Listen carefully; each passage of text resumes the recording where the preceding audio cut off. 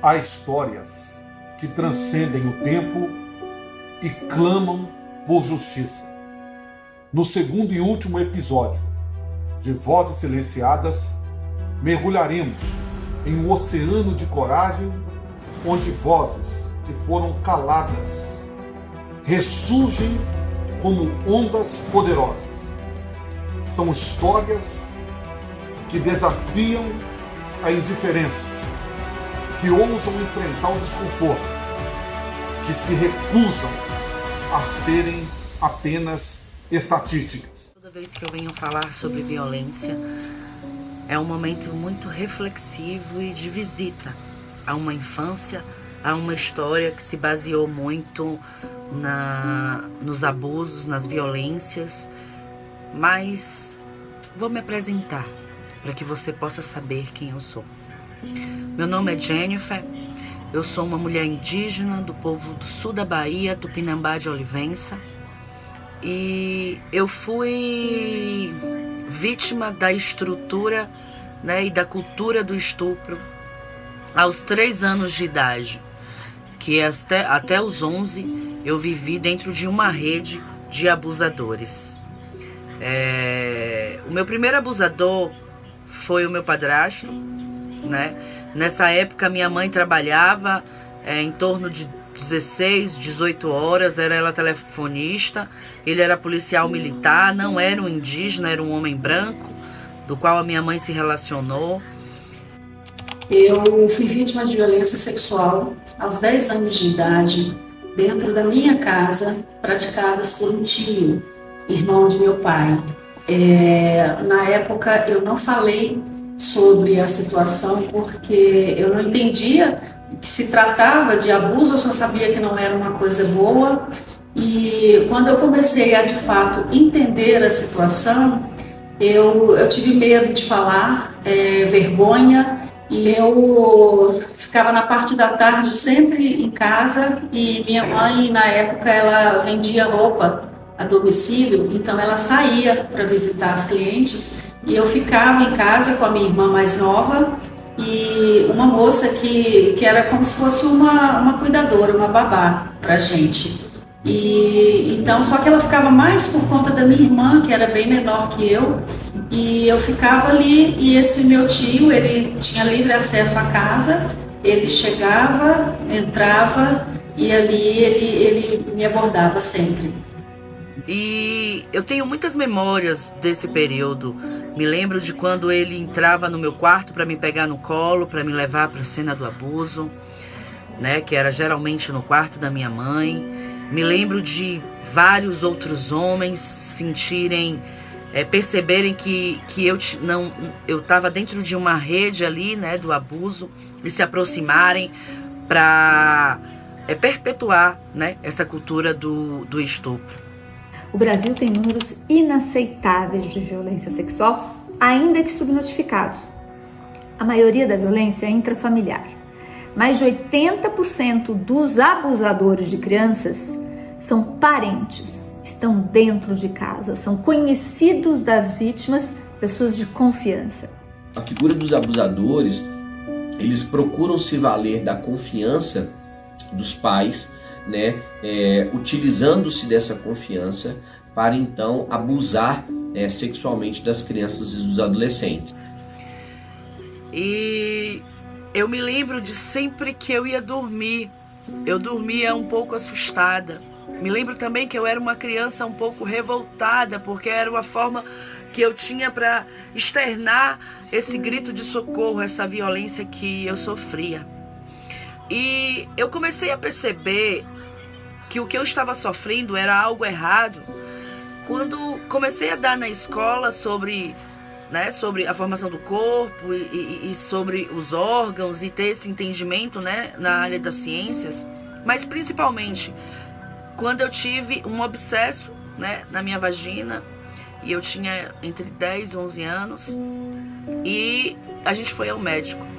E eu me lembro de estar enfermeiras e médicos ali ao meu entorno, e o médico falou o seguinte: o que acontece com essa criança que ela já tem uma vagina de uma mulher de mais de 40 anos? E eu tinha entre 10 e 11 anos. Ali foi um start. Eu falei, epa, tem alguma coisa errada. Porque ali chamaram a minha mãe, conversaram. Só que a minha mãe também era vítima, né, desse abusador. E com certeza o abuso que ele perpetuava dentro da minha mãe era a violência doméstica. Não me recordo da violência doméstica ser baseada na física, mas certeza que ele tinha ali uma violência psicológica, né? E a minha mãe também foi vítima de abuso. Que eu fui molestado, eu fui estuprado, fui usado por um monstro, uma pessoa monstruosa, que na época era um adolescente de 20 e poucos anos de idade, e eu tinha na faixa de, acho que uns 9 anos, 8, 9 anos, mais ou menos. Eu morava numa casa muito simples, numa outra rua próxima daqui de onde eu moro, e eu morava com meus irmãos e com meu pai, e tinha um adolescente que ele morava próximo da minha casa, e ele se aproveitava de mim, ele abusava de mim sexualmente, sabe? Por muito tempo, eu acho que mais ou menos um ano, ele se aproveitou de mim várias vezes. Usava artifício de dar presentinhos para a criança, sabendo que a criança gosta. Papagaio, pipa, né? Bolinhas de gude, brinquedinhos, coisas, qualquer coisa tipo que a criança gosta. Então eu caía nessa conversa fiada. Até que chegou uma vez que esse monstro resolveu chamar um amigo meu, um garoto também pequeno, uma criança. Resolveu chamar essa pessoa para fazer relacionamento a 3 e a 4, na verdade. Porque ele, esse monstro, chamou o primo dele para participar dessa coisa terrível, dessa monstruosidade que ele fazia. E esse primo dele aceitou. Então foi quando aconteceu isso, de que a gente foi para a casa dele, ele estava sozinho em casa, ele e o primo dele. Aí foi eu e esse amigo meu lá para a casa dele, e acabou acontecendo. Eles ofereceram coisas pra gente.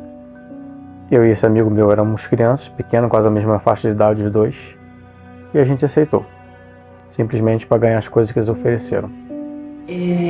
Na época eu não falei sobre a situação porque eu não entendia que se tratava de abuso, eu só sabia que não era uma coisa boa. E quando eu comecei a de fato entender a situação, eu tive medo de falar, vergonha, e a gente fica sempre naquela culpa, né? De que as pessoas vão achar que a gente provocou aquela situação. Então eu me calei durante muitos anos. Meu pai, de início, ele questionou, assim, foi ao encontro do irmão e fez esse questionamento a ele. Ele de início negou, mas depois ele assumiu que tinha feito e usou o argumento de que naquela época não havia essa questão de pedofilia. Mas quando a família toda tomou conhecimento, eu fui muito julgada, fui condenada por todos porque preferiram ficar do lado dele, né, para que o caso ficasse abafado entre a família mesmo. Eu me lembro que, para contar como eu sofria o abuso, eu cheguei à minha irmã, que é mais velha, e falei, irmã, eu preciso contar. Mas no fundo, os funcionários, as pessoas que estavam no meu entorno, sentiam que tinha alguma coisa estranha. Mas é muito mais fácil você culpabilizar essa criança que você não percebe que ela está dentro de uma violência sexual, de uma violência, e você estereotipar essa criança, né? Colocar uma culpa que não é dela. Só que nesse dia que aconteceu isso, parece que Deus olhou pela gente, sabe? Que naquela mesma hora que estava acontecendo aquilo, o outro irmão desse amigo meu chegou lá, na casa, e viu o que estava acontecendo naquela situação. Aquela situação terrível, aquele abuso, aquela monstruosidade que está acontecendo com a gente. E saiu da casa correndo, na mesma hora, Esse outro irmão dele também na mesma faixa de idade que a gente, pouca diferença. Correu para casa e contou para a mãe. Para a mãe e para o pai o que estava acontecendo, o que ele viu. Aí o pai dele e a mãe dele foi lá na casa desse cara tirar satisfação. Chamaram meus irmãos. Nesse dia meu pai não estava em casa, meu pai estava trabalhando, meu pai era padeiro, né?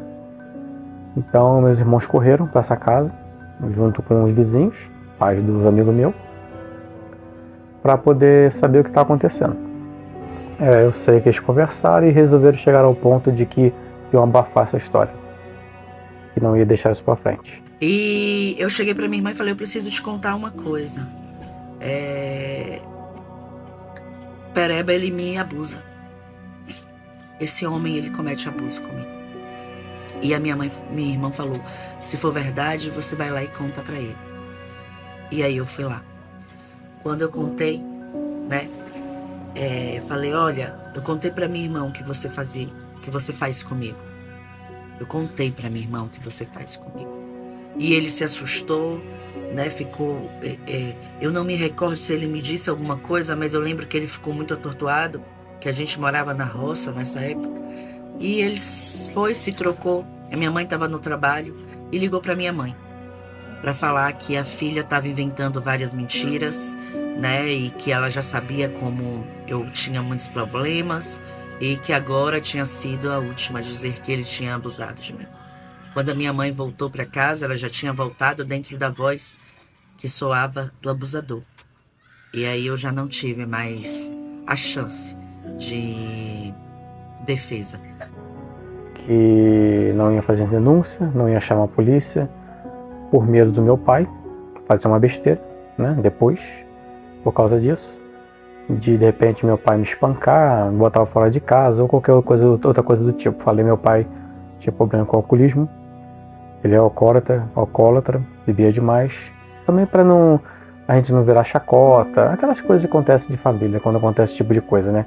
Os pais às vezes descobrem esse tipo de coisa, sabem o que acontece e resolvem abafar a história para poder não ficar mal falado na vizinhança, mal falado na família, quando na verdade os filhos não têm culpa disso que acontece, ou que aconteceu, porque eles foram estuprados, como eu fui, infelizmente. E assim, eu tenho na minha cabeça hoje em dia uma dúvida que talvez algumas pessoas tenham, que tenham passado por isso, no caso de homens homossexuais, que assim, hoje em dia eu me entendo.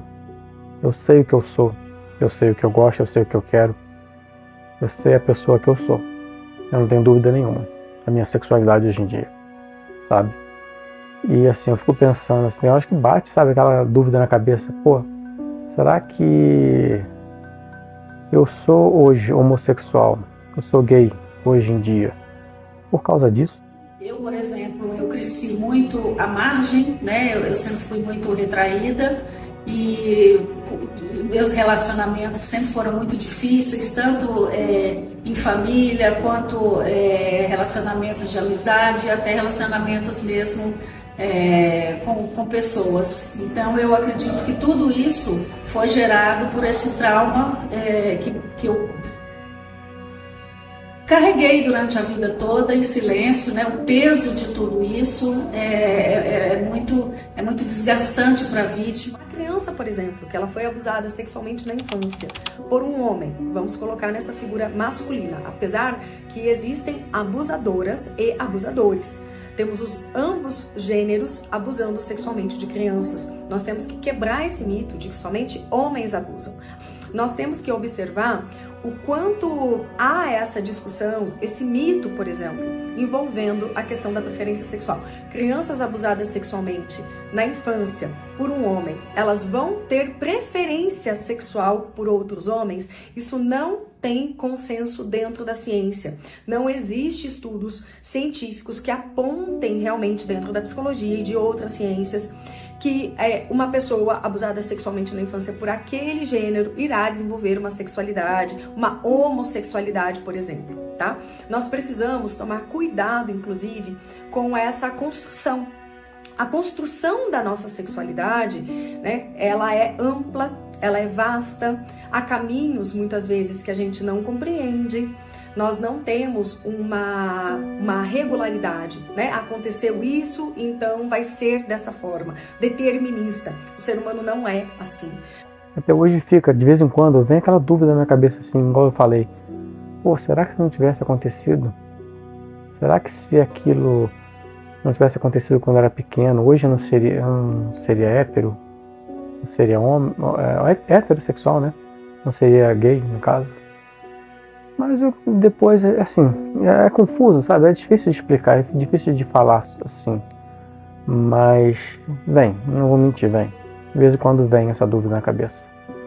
Mas, igual eu já falei, eu tenho certeza do que eu sou hoje em dia. Eu sei do que eu gosto, eu sei meu sentimento que eu tenho por outra pessoa, eu sei o que eu sinto no meu coração.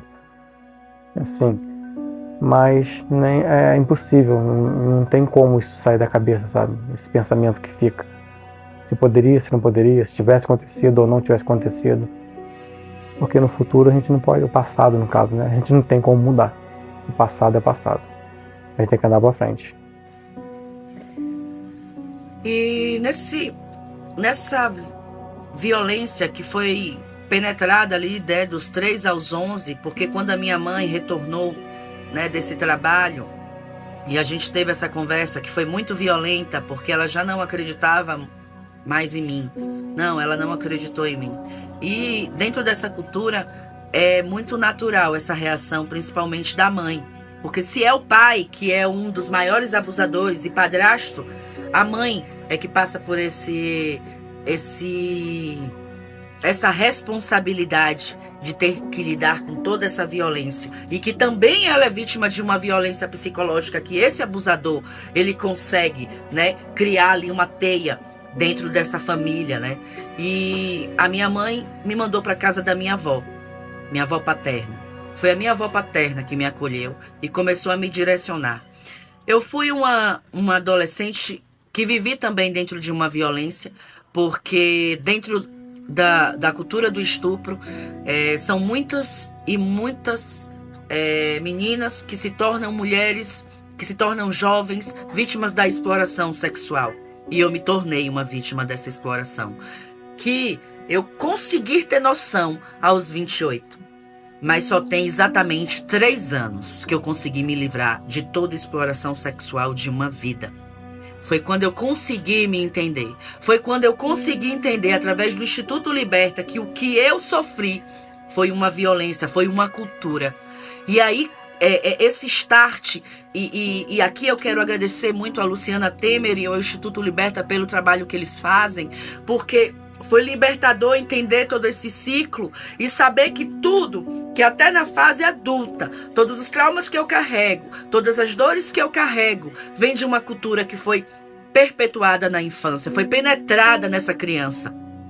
Quando eu cheguei a pensar sobre denunciar, já não havia mais tempo para fazer isso. Muitos anos haviam se passado, então isso não chegou a acontecer. Mas eu me arrependo muito de não ter tido essa iniciativa de fazer essa denúncia antes. E assim, meu conselho para os pais que tem algum filho ou filha que esteja passando por isso ou que passou por isso, vocês que são pais e são mães, tomem providência enquanto tem tempo. E é por isso que a gente precisa se unir para que essa cultura ela tenha um fim. Porque a gente está falando de crianças que vão se tornar adultos como eu. E sinceramente, eu não gostaria que tivessem mais adultos como eu. Eu não gostaria que tivessem mais adultos que sofressem tanto com essa violência, com essa dor, com esse não encontro com seu eu. É muito difícil, porque por muitas vezes eu tentei sair desse ciclo, mas eu não consegui, porque a minha vida toda foi baseada nesse ciclo de abuso. E você romper é muito difícil. Hoje eu sou fundadora do Instituto Mila, que é Movimento Infância Livre de Abusos, e a minha maior missão é proteger crianças para que não passem o que eu passei. A gente vem fazendo essa conscientização através de palestras, de materiais informativos para levar o conhecimento tanto à criança quanto às famílias e colocar realmente em pauta a questão da necessidade de falarmos sobre o assunto e de fazermos denúncias em casos de situações ocorridas. O Brasil está em segundo lugar no ranking de abuso e exploração sexual contra crianças e adolescentes. É muito importante toda a sociedade entender o seu papel. Entender que não é um problema somente dos pais, mas que é um problema de todos. Porque em algum momento da vida você vai esbarrar com uma criança. E precisamos mudar essa situação. Como fazer isso? Através de informação, palestras, oficinas. As mídias estão aí e são poderosas para isso, para levar essas informações.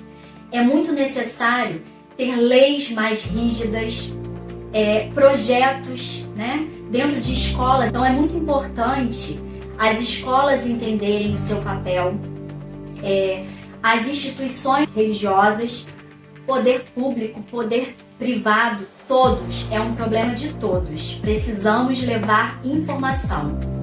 Toda vez que uma denúncia ela é recebida pela delegacia, é realizado um filtro inicial.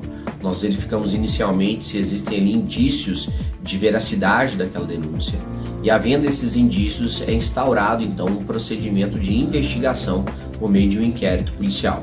Nesse inquérito policial, a Polícia Civil ela realiza várias diligências investigativas, trabalhos de inteligência, trabalhos de campo, trabalhos cartorários, tudo no sentido de poder apurar da melhor forma aquele fato criminoso, né, que foi atentatório contra a dignidade sexual das crianças e adolescentes. Temos vários canais de denúncia, a gente tem as nossas próprias delegacias físicas, as companhias da Polícia Militar, também tem denúncias que podem ser feitas pelo Disque 100 de maneira anônima, pelo 197 da Polícia Civil, pelo 190 da Polícia Militar, enfim, os canais são vários. O que a gente estimula é que todo mundo que viu ou ouviu ou está sofrendo, denuncie. É só assim que a gente consegue evidenciar um fato obscuro, um fato escondido, trazer luz para ele. Não deixe isso passar. Não fiquem com vergonha de seu filho ser achincalhado, ser virar piada, falarem besteira dele na vizinhança, seja na família, seja o que for. Protejam seus filhos. Denuncie, chame a polícia e bote esse covarde, esse monstro, esse lixo que fez com seu filho no lugar dele, que é na cadeia. Não deixe isso passar, porque lá na frente você vai estar, sem querer, indiretamente, destruindo a vida do seu filho, da sua filha. Então, não se cale. Uma voz chama a outra. E agora você sabe que o abuso sexual infantil é uma realidade e precisa ser mudada.